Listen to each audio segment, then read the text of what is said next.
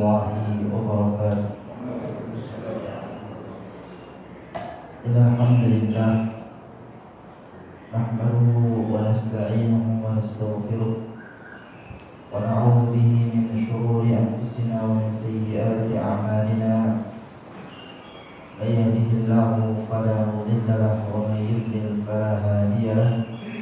Asyhadu an la ilaha illallah wahdahu la syarika lahu wa asyhadu anna Muhammadan 'abduhu wa rasuluh sallallahu alaihi wa ala alihi wa ashabihi wa man tabi'ahum bi ihsan ila yaumiddin. Ya Allah subhanahu wa ta'ala, bersyukur kita panjatkan kehadirat Allah subhanahu wa ta'ala atas segala limpahan nikmat yang Allah berikan kepada kita semua, sehingga pada kesempatan ini alhamdulillah kita dapat melaksanakan kewajiban kita, yaitu sholat subuh berjamaah. Semoga Allah subhanahu wa ta'ala menerima amal ibadah kita. Senantiasa kita salawat selalu kita panjatkan kepada kita yang mulia Muhammad sallallahu alaihi wasallam, kepada para keluarganya dan para sahabatnya dan orang-orang yang senantiasa istiqamah mengikuti sunnahnya hingga hari kiamat. Jemaah sekalian rahimani wa rahimakumullah, kita dalam pembahasan tazkiyatun nafs fiqh dakwah masih dalam bab ilaj ar-riya wa istibra' minhu, yaitu bagaimana kita mengobati riya dan bagaimana kita bisa berlepas dari riya. Dan alhamdulillah pada kesempatan ini kita sudah masuk poin yang ke-7.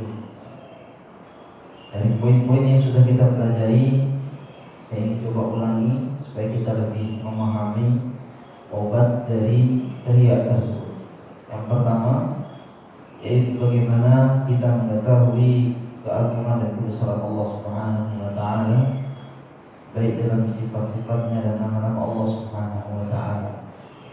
Ini yang pertama. Jadi kita mengetahui kebesaran dan keagungan Allah Subhanahu wa ta'ala, bahwasanya Allah yang menciptakan segala yang ada di langit maupun yang ada di bumi. Dan kita besarkan dan agungkan nama-nama Allah Subhanahu wa ta'ala, Ar-Rahman, Ar-Rahim, dan sifat-sifatnya Allah Subhanahu wa ta'ala. Semuanya kita agungkan dan kita besarkan. Kemudian poin yang kedua, agar kita terhindar atau obat dari riya tersebut adalah mengetahui azab dan nikmat kubur. Ya, seorang akan melalui yang namanya barzakh atau alam di kubur. Ya, setelah meninggal dunia mereka akan merasakan yang namanya azab, atau mereka akan merasakan nikmat, tergantung dari amal mereka di dunia. Dan ini pasti, dua hal ini pasti, kita mendapatkan nikmat atau azab. Maka kita berlindung dari azab kubur. Allahumma inni a'udzubika min adzabil. Ya Allah, aku berlindung kepadamu dari azab kubur. Ini poin yang kedua. Kemudian poin yang ketiga adalah mengetahui hadis-hadis tentang siksaan dalam api neraka jahanam. Ya, semoga kita juga terhindar dari siksaan api neraka jahanam. Jangan sekali-kali kita sentuh yang namanya neraka jahanam. Ya, ini poin yang ketiga, supaya kita terhindar dari api neraka jahanam. Kemudian poin yang keempat adalah mengetahui apa yang Allah sediakan bagi orang-orang yang bertakwa di surga. Jadi orang yang bertakwa pasti mereka akan mendapatkan nikmat surga, akan dimasukkan ke dalam surga oleh Allah Subhanahu wa ta'ala. Innal muttaqina mafaza, sesungguhnya orang-orang yang bertakwa itu mereka akan beruntung, diselamatkan oleh Allah Subhanahu wa ta'ala, dimasukkan ke dalam surganya Allah Subhanahu wa ta'ala. Ini poin yang keempat. Kemudian poin yang kelima adalah mengingat mati. Ya. Poin yang kelima adalah mengingat mati dan memutus angan-angan. Ya, yang namanya kita sebagai manusia, angan-angan kita lebih panjang daripada umur kita. Makanya Nabi Shallallahu Alaihi Wasallam menggariskan satu garis yang panjang, kemudian di tengah-tengah garis tersebut dibikin kotak. Rasulullah SAW. Nah, di kota itulah, di dalam kota itu kita berada di sana. Jadi mau kemana pun arah kita sudah dikelilingi oleh kematian. Namun angan-angan kita lebih panjang daripada umur kita. Jadi banyak sekali di antara manusia yang memiliki angan-angan yang sangat banyak. Maka dengan kita mengingat mati, maka angan-angan kita akan terputus. Ya. Dengan itu Allah Subhanahu wa taala akan menghindarkan kita dari riya, sifat riya. Kemudian yang keenam, poin yang keenam adalah mengetahui nilai dunia, qimatul dunia wa adam baqaiha. Ya. Kita mengetahui nilai dari dunia dan tidak kekalnya seseorang hidup di atas muka bumi. Jadi kalau kita sudah mengetahui nilai dari dunia itu, maka buat apa kita kejar? Ya. Makanya ada orang yang mengatakan, ya, kain kapan itu tidak ada kantongnya. Buat apa kita bersusah payah untuk mengumpulkan harta? Ya, apa yang kita pakai saat ini dan apa yang kita nikmati, ya, saat ini itulah rezeki kita. Ya. Jadi 6 poin yang sudah kita bahas dari ilajul riya wal istibra', yaitu bagaimana kita mengobati sifat riya ini yang sering muncul pada diri kita. Semuanya pasti ada. Maka obatnya itu baru kita sampaikan 6 poin. Sekarang kita masuk poin yang ke-7. Ya. Poin yang ke-7 adalah ad-du'a, yaitu doa. Disebut oleh mu'allif Allah Ta'ala bahwasanya poin dari obat riya dan berlepas darinya yang ke-7 adalah doa. Qala al-mu'allif hafizahullah ta'ala wa hadha al-ilaj min aqwal wasa'il al-qada' 'ala ar-riya'i wasyirk.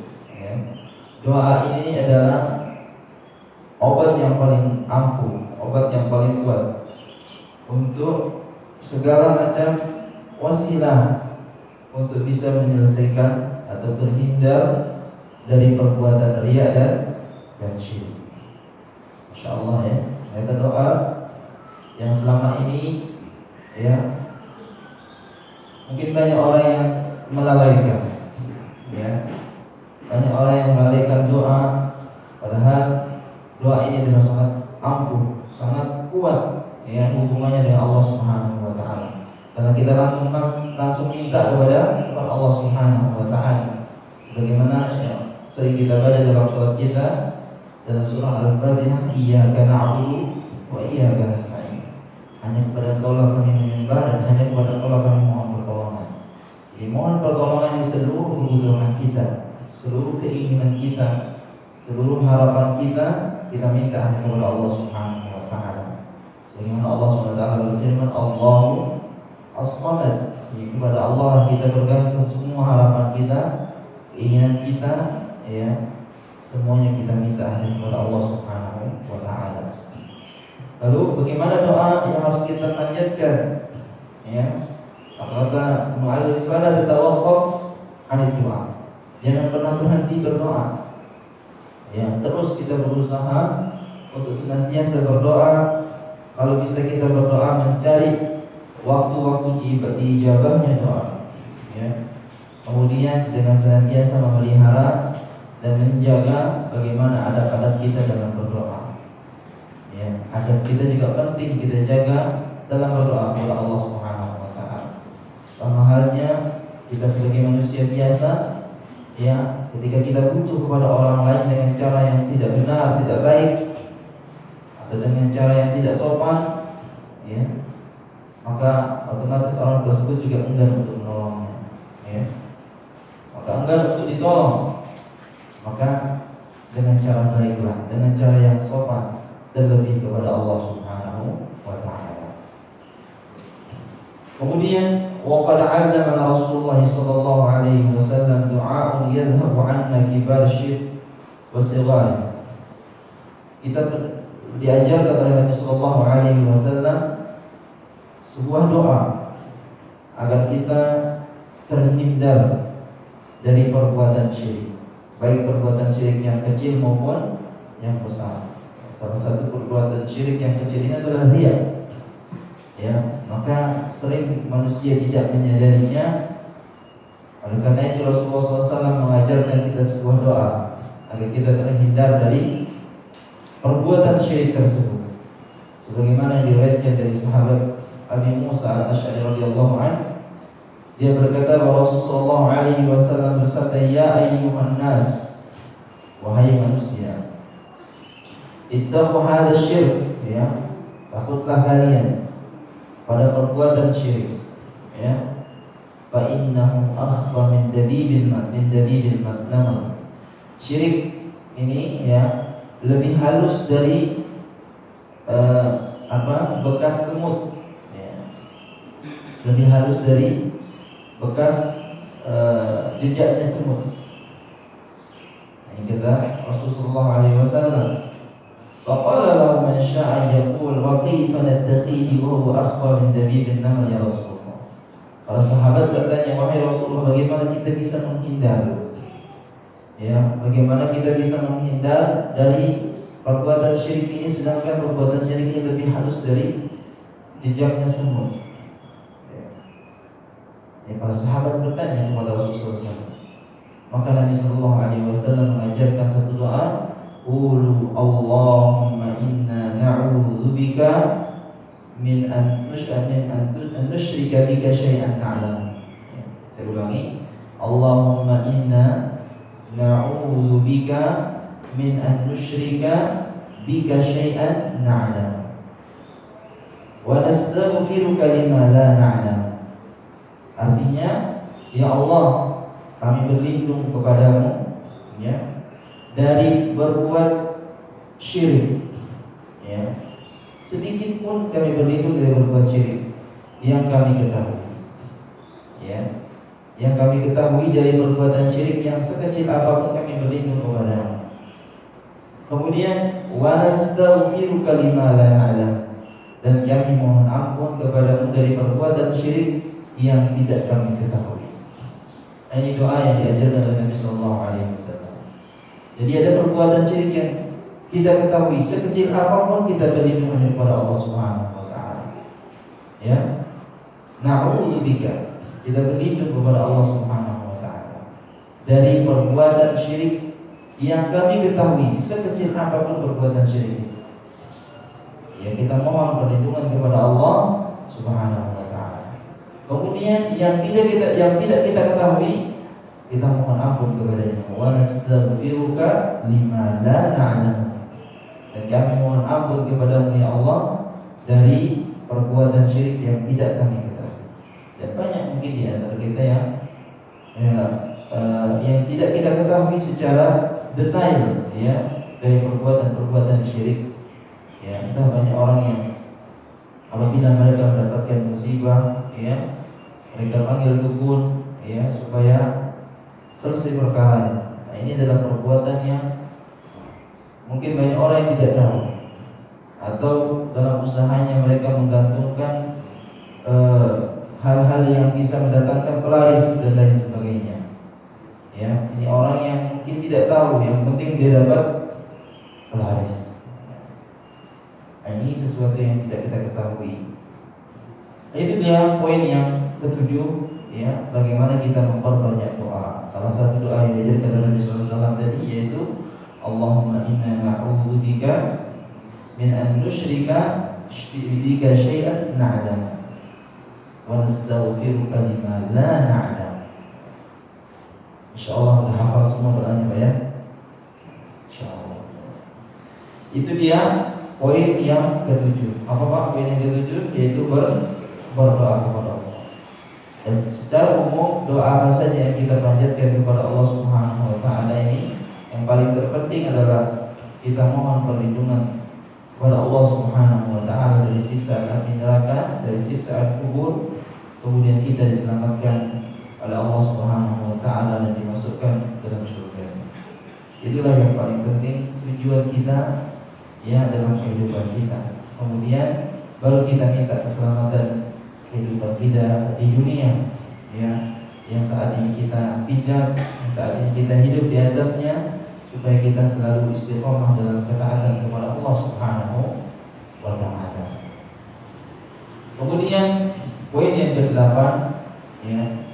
Poin yang ke-8 adalah khawfuka an takuna fatratul riya khatimatu amal. Ya. Poin yang ke-6 ini adalah kita harus khawatir, harus takut, ya. Jangan-jangan ya di akhir dari penghujung hidup kita melakukan perbuatan riya. Jangan sampai, ya. Jangan sampai di akhir penghujung hayat kita, ya, kita melakukan perbuatan riya. Nah, ini dia yang ditahdzir oleh para ulama, maksudnya yang diberikan peringatan oleh para ulama untuk hati-hati. Jangan sampai kita meninggal dalam keadaan su'ul khatimah. Kita harus tetap berjuang, ya, berusaha supaya kita mati dalam keadaan husnul khatimah. Makanya sering datang pertanyaan, di mana orang yang mengatakan, orang yang sudah meninggal, kemudian dia mendoakan semoga orang ini mendapatkan husnul khatimah. Nah, ini doa yang salah, ya. Yang kita berikan doa kepada orang yang sudah meninggal dunia, semoga Allah Subhanahu wa Ta'ala mengampuni dosa-dosanya, yang mengampuni kesalahannya, kemudian diberikan kuburnya menjadi taman-taman surga, dijauhkan dari siksaan api neraka, dan diterima amal ibadahnya di sisi Allah Subhanahu wa Ta'ala. Ini doa yang kita harus panjatkan kepada orang-orang yang sudah meninggal dunia, bukan kita doakan husnul khatimah. Yang kita doakan untuk mendapatkan husnul khatimah siapa? Orang yang masih hidup. Semoga kita semua mendapatkan husnul khatimah. Apa artinya husnul khatimah? Penghujung akhir dari hidup kita mendapatkan kebaikan, ya. Entah kita dengan banyak bersedekah, banyak membaca Al-Quran, banyak melakukan salat, ya, melakukan amal saleh di akhir hayat kita. Ini dinamakan namanya husnul khatimah. Jadi jangan sampai kita dalam akhir hayat kita menjadi orang yang riya. Sebagaimana yang disebutkan dari sahabat yang mulia dari Abu Hurairah radhiyallahu anhu, dia berkata Rasulullah alaihi wasallam bersabda, "Innama yub'atsun nas ala niyatihim." Sesungguhnya manusia itu akan dibangkitkan oleh Allah Subhanahu wa Ta'ala nanti di hari kiamat, tergantung dari niat mereka. Apakah niat mereka untuk beramal ibadah di atas muka bumi dulu untuk riya, atau karena ikhlas kepada Allah Subhanahu wa Ta'ala. Ini perkaranya jemaah sekalian, ya. Maka Allah Subhanahu wa Ta'ala berfirman, "Yauma tublas sarair." Nanti di hari kiamat semuanya akan dibuka rahasia kita oleh Allah Subhanahu wa Ta'ala. Rahasia-rahasia manusia yang dirahasiakan di dunia itu akan dibuka oleh Allah Subhanahu wa Ta'ala di hari kiamat. Semuanya tanpa ada yang tertutup, kecuali amalan kita yang sudah diampuni oleh Allah Subhanahu wa Ta'ala, atau amalan-amalan kita yang sudah dihapus oleh Allah Subhanahu wa Ta'ala, ya. Kemudian dari Jabir bin Abdullah radhiyallahu anhu, bahwasanya Nabi sallallahu alaihi wasallam bersabda, "Yub'atsu kullu 'abdin 'ala ma mata 'alaihi." Hadis ini diriwayatkan oleh Muslim. Jadi setiap hamba akan dibangkitkan oleh Allah Subhanahu wa Ta'ala ala ma mata 'alaihi, sesuai dengan kondisi saat dia meninggal dunia, ya. Makanya sudah berkisah dari orang yang bekerja di rumah sakit, dia melihat bagaimana kondisi orang-orang yang dalam keadaan sakaratul maut. Dia menyaksikan orang sakaratul maut yang dia sebut bukan kalimat la ilaha illallah, melainkan yang disebut adalah harta. Tolong jaga harta. Ketika dituntut untuk mengucapkan kalimat la ilaha illallah, dia marah, ya. Maka dia mengatakan bagaimana kita akan memilih untuk akhir hidup kita. Ada juga yang senantiasa mati dalam keadaan sakaratul mautnya ingin dinyalakan nyanyian-nyanyian yang berbau mistik, ya, kayak apa istilahnya itu, langgang-langgang lagu-lagu Jawa yang pokoknya berbau mistik di dalam sakaratul maut, diminta untuk dinyalakan musik-musik seperti itu. Ketika dinyalakan Al-Quran dia marah sehingga dia meninggal dalam keadaan suul khatimah. Dan banyak lagi kesaksian yang dia lihat di dalam sakaratul maut yang meninggal di rumah sakit. Maka daripada itu jemaah sekalian, kita hanya minta kehidupan ini kepada Allah Subhanahu wa taala dengan kehidupan yang aman, tenang. Kemudian ketika kita meninggal dunia tidak dalam posisi beramal saleh, ya, berbuat baik. Itulah yang kita minta. Adapun kenikmatan rezeki yang kita dapatkan saat ini Allah Subhanahu wa taala sudah cukupi semuanya. Sudah Allah berikan semuanya. Kapan kita diberikan? Semenjak kita umur 40 hari dalam kandungan orang tua kita. Kita sudah diberikan oleh Allah Subhanahu wa taala. Sampai kapan? Sampai habis rezeki kita baru kita akan meninggal dunia. Ya, salah satu nikmat yang paling besar yang harus kita syukuri kepada Allah Subhanahu wa taala yaitu nikmat Islam, nikmat iman, ya, nikmat sehat.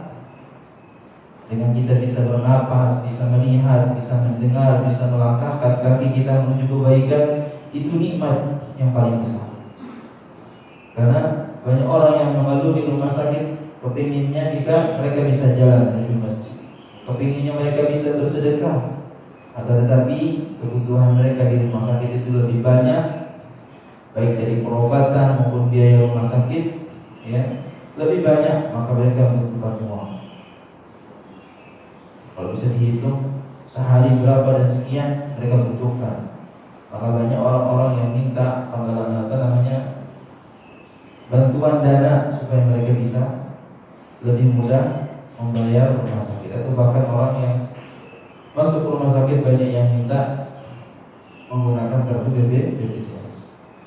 Ini nikmat yang harus kita syukuri jemaah sekalian, karena kita bisa melaksanakan ibadah dengan tenang, dan kita harus wajib bersyukur.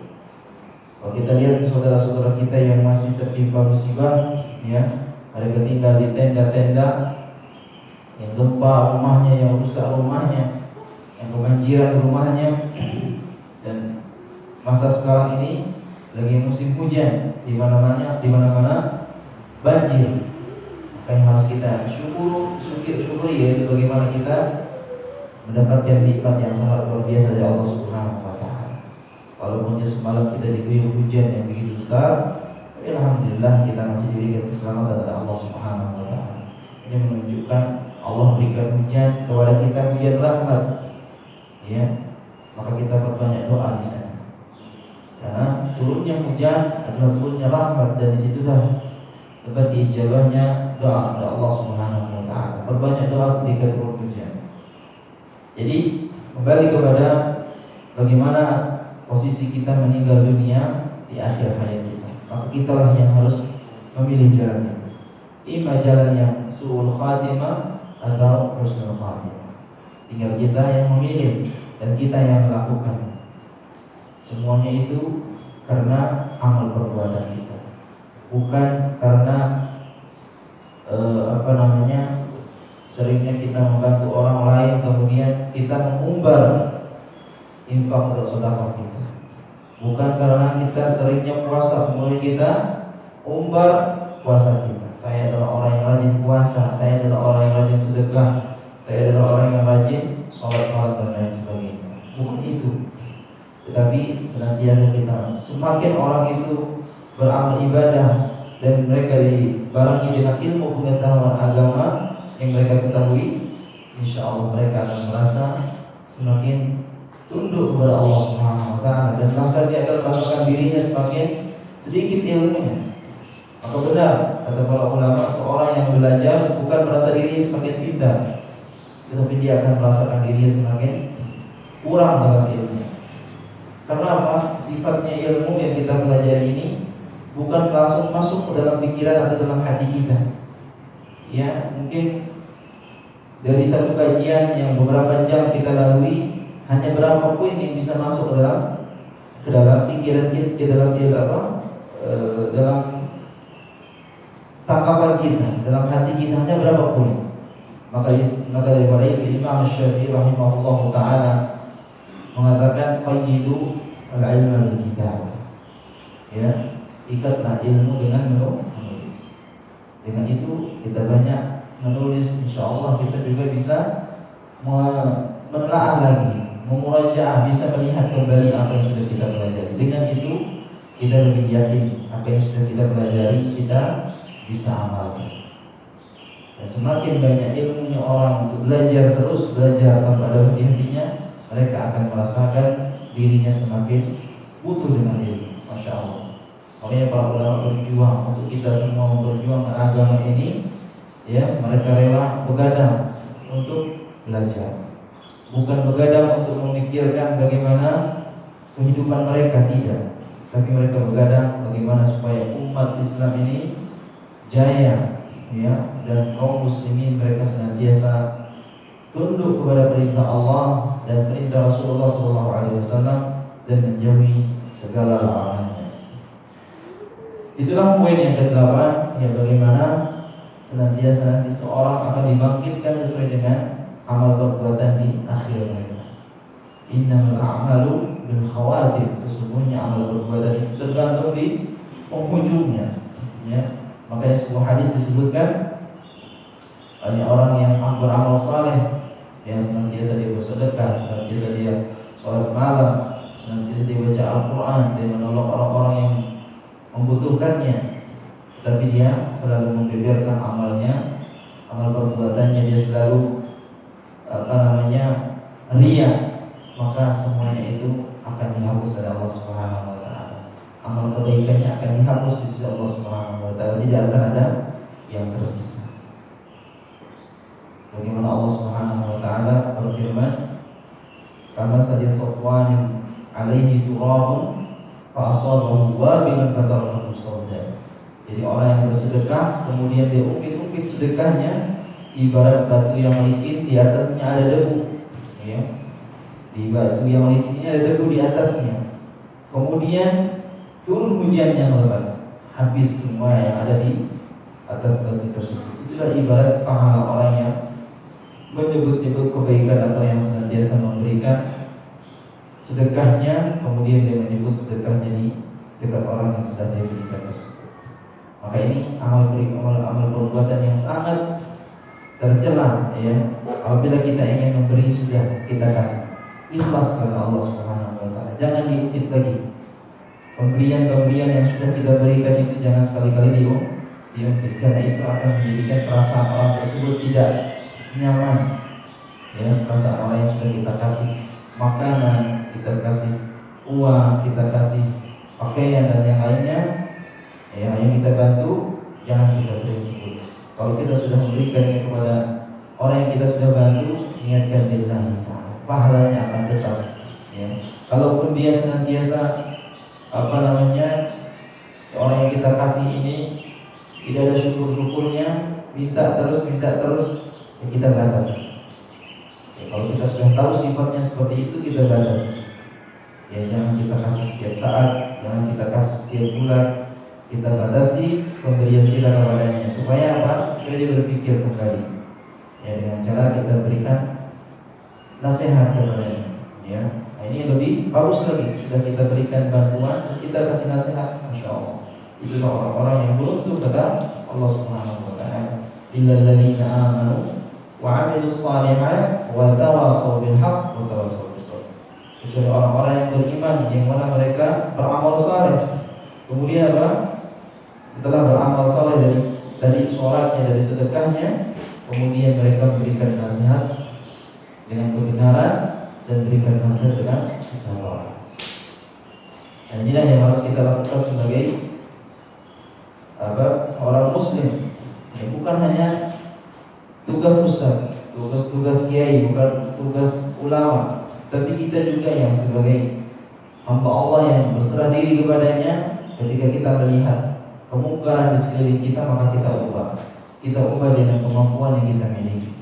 Jika kita memiliki jabatan padanya, maka kita ubah dengan kepemimpinan kita dengan cara Islam.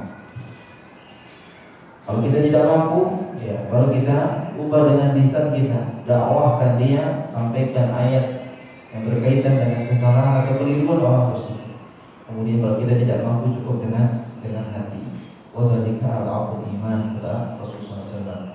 Orang yang menyampaikan dengan hatinya, mengingkari dengan hatinya, itu adalah sempurna iman. Baik, itulah poin yang ke-8.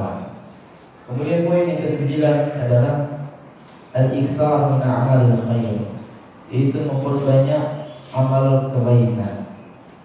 Ghairu musyahadah wa 'adamul ikhbar 'anha bi ghairi darurah. Ya, tanpa harus kita posting, tanpa harus kita pamer. Jadi kalau kita melakukan amal perbuatan, jangan posting. Terlebih di zaman kita sekarang, Pak ya, zamannya Instagram, zamannya Facebook, zamannya WA. Semuanya apapun yang dilakukan oleh orang-orang yang tertentu, mereka pamer, ya. Dia bersedekah, ya, di video viral, ya, si fulan bersedekah sekian. Dia melakukan sholat viral, atau bikin konten-konten yang tidak bermanfaat.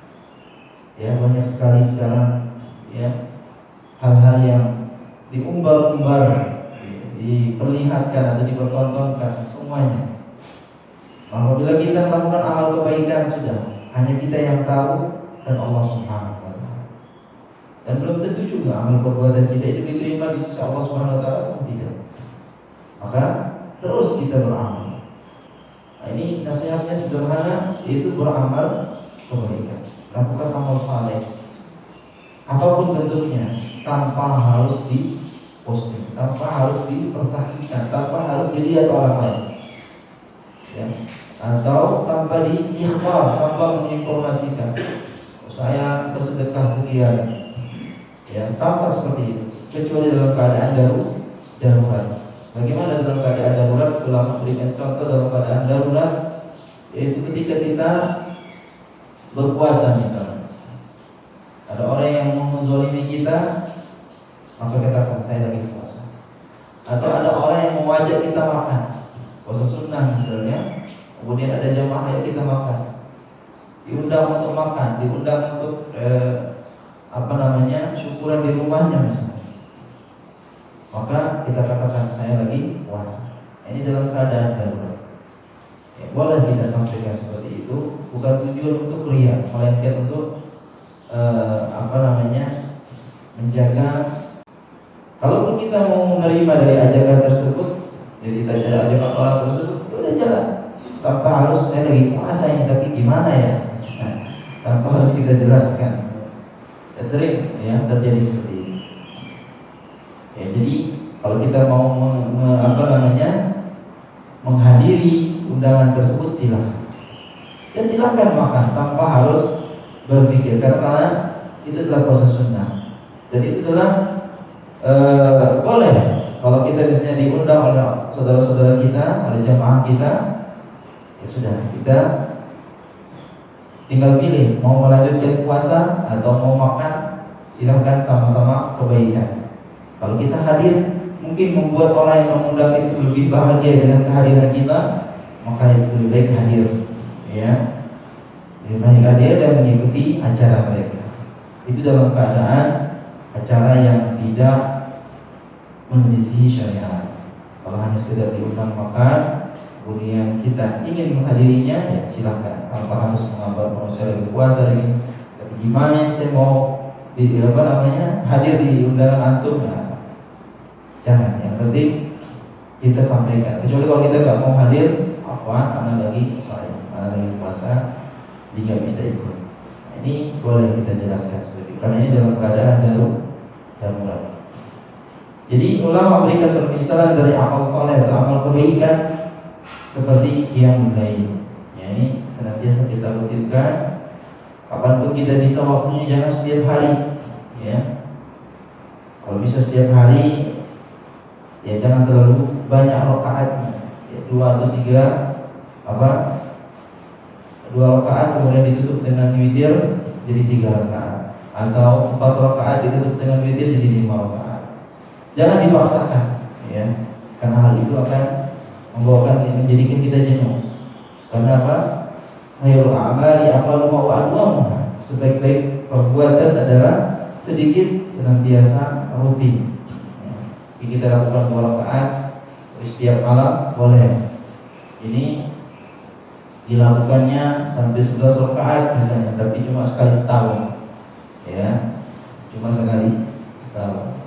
Hanya di bulan puasa saja. Ya, salat tarawih.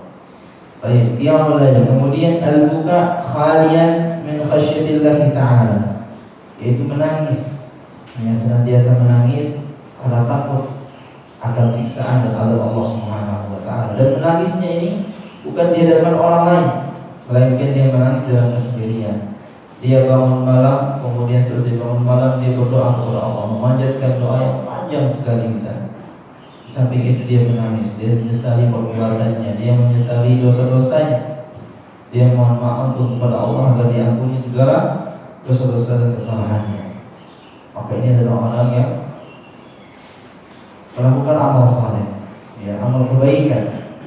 Kemudian yang berikutnya adalah shaum nafilah, puasa sunnah. Perbanyak puasa sunnah. Entah itu puasa Senin Kamis, puasa Daud, atau puasa-puasa sunnah yang lainnya. Puasa ayam bid, ya. Kemudian sedekatus sir, ya, bersedekah dalam keadaan sembunyi-sembunyi, ya. Tidak harus kita pamerkan sedekah dengan cara sembunyi-sembunyi. Kita ketemu sahabat kita, ya, kemudian kita berikan sedekah kita kepadanya dengan cara diam-diam.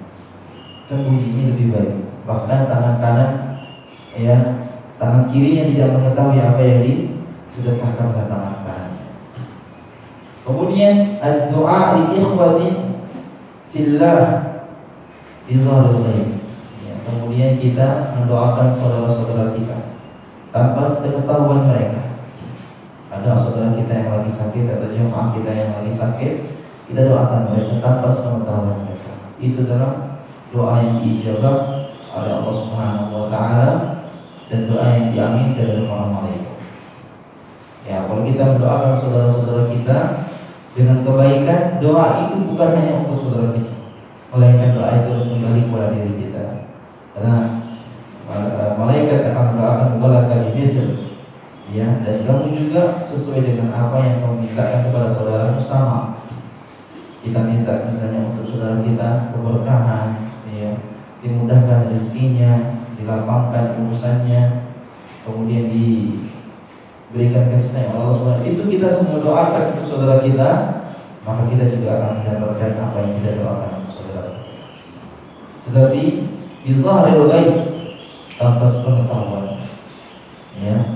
Kapanpun kita mau doa ya Allah, mudah-mudahan saudara saya yang fulan atau fulana, ya, dimudahkan urusannya, diberkahi rezekinya oleh Allah Subhanahu wa taala.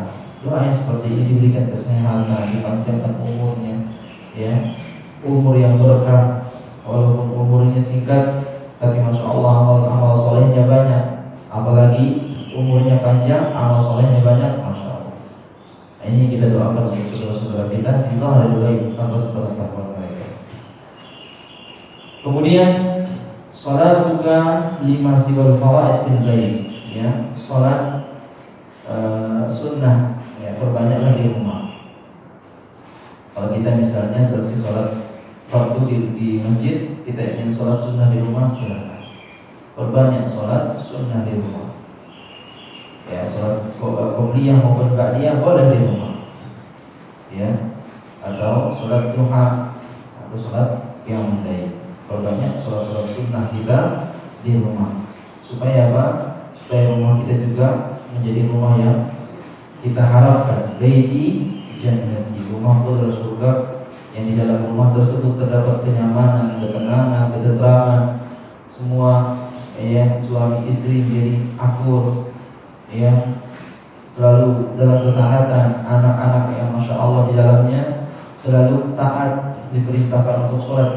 disuruh ngaji cepat, disuruh belajar cepat. Ya, ini adalah rumah yang kita harapkan. Maka perbanyaklah membaca Al-Quran atau sholat sunnah di dalamnya. Karena Rasulullah SAW bersabda, la taj'alu buyutakum qubura. Jangan kalian jadikan rumah-rumah kalian seperti kuburan. Ya, kalau kuburan sepi, ya, banyak Al-Quran yang ada di lemari-lemari sudah debu semua. Kemudian tanpa tidak pernah dibaca, ya, jarang sholat di rumah, jangan sholat. Ya. Yang lebih baik kita kalau sholat sunnah lakukan di rumah. Kalau mau dilakukan di masjid itu juga sangat dibolehkan. Baik, itulah poin yang ke-9. Satu poin lagi saya ingin sampaikan, itu poin yang ke-10. InsyaAllah masih 14 poin lagi, masih 4 poin lagi, InsyaAllah di pertemuan yang akan datang. Poin yang ke-10 yaitu musahabatu man tara fihi al-ikhlas was-shalah wat-taqwa. Ini yang terpenting adalah bagaimana kita musahabah, menemani, berteman, ya, mencari teman yang baik. Orang yang kalian lihat dari teman tersebut adalah orang yang sahihul ikhlas, orang yang ikhlas ibadahnya, ya, orang yang baik berperangai, orang yang bertakwa, ya, barangi terus dia, temani terus dia, ya, dekati terus mereka, orang-orang yang melakukan kebaikan. Karena Nabi SAW sudah memisalkan, ya, sebagaimana disebutkan dalam sabdanya yang diriwayatkan dari sahabat Abi Musa radhiyallahu anhu, ya.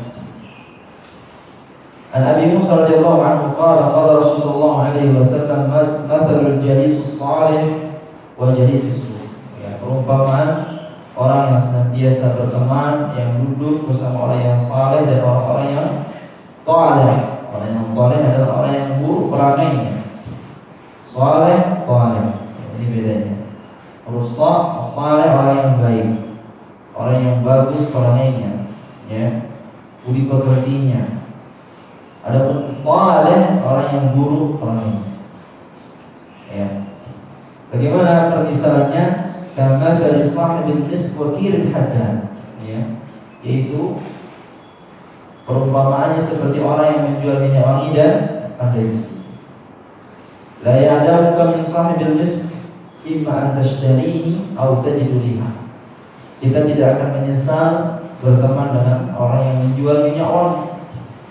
Ya, ya, kalau kita bisa beli, kita akan beli. Kalau tidak, minimal wanginya yang parfum yang dijual itu bisa kita dapatkan. Ya, wangi. Seperti itu ibaratnya kita berteman. Adapun wakilul haddad, adapun orang yang pandai besi, yahriqu baituka aw thawbak. Ya, yahriqu baituka aw thawbak. Ya, kalau tidak membakar rumah kita atau pakaian kita. Ini perumpamaan yang diumpamakan oleh Nabi SAW. Ya, kalau kita berteman dengan orang-orang yang baik, ya, maka itu ibaratnya seperti menjual minyak wangi. Adapun orang yang buruk seperti pandai besi. Au tajidu minhu rihan khabithah, atau bahkan kalau berteman dengan pandai besi kita akan menemukan bau yang tidak sedap, ya, bau yang gak enak, bau besi, ya, bau besi yang sudah tua, atau bau api yang panas.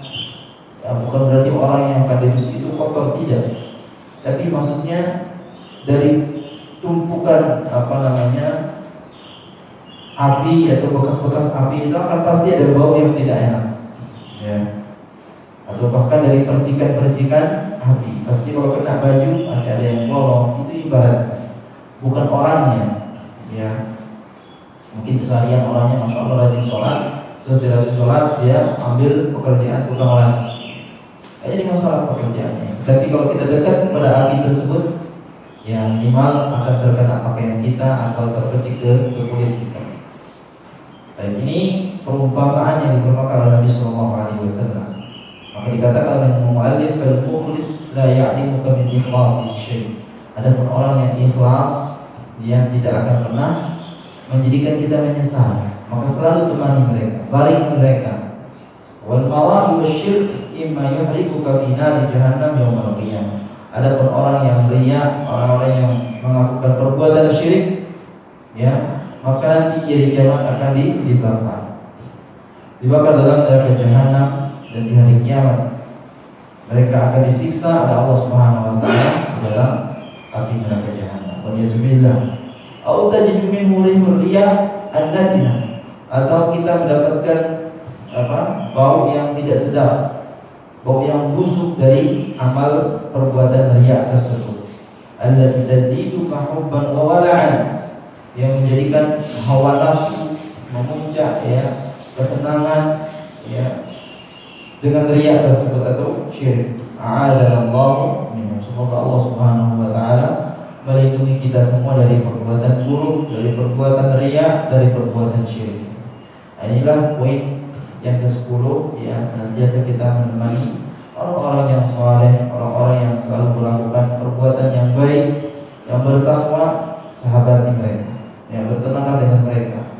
Bukan yang kita cari adalah harta mereka, tetapi karena amal perbuatannya yang baik. Karena itu yang akan menemani kita dalam kebaikan atau ketaatan kepada Allah Subhanahu wa taala. Apalagi kalau mereka bisa mengajarkan kita kebaikan, bisa memberikan kita beberapa ilmu, faedah, maka itu adalah teman yang baik. Ya, teman yang baik itu adalah bagaimana senantiasa mengajak kepada teman-temannya dalam kebaikan. Bukan teman yang baik dan suka yang dikasih makanan. Ya, itu memang teman baik, tapi bukan itu tujuannya. Oh, ini baik sekali karena sering dikasih makanan, tapi tidak pernah diajak sholat, ya. Jarang pernah diajak sholat. Kalau sudah keluyuran sudah, ya, kemana-mana. Jarang diingatkan untuk sholat. Jadi teman yang baik itu adalah senantiasa mereka mengingatkan kita tentang sholat, dan juga budi pekertinya yang baik yang bisa membantu teman-teman. Ini lebih bagus lagi, lebih baik. Allah Ta'ala a'lam. Itulah poin yang 10 poin yang bisa kita amalkan, insyaallah, agar kita terhindar dari perbuatan riya. Ya, Allah Ta'ala a'lam. Tidak ada pertanyaan? Kalau tidak ada, ya, kita cukupkan sampai di sini dengan baca kafaratul majlis. Subhanakallahumma wa bihamdika, asyhadu an la ilaha illa anta, astaghfiruka wa atubu ilaik. Assalamualaikum warahmatullahi wabarakatuh.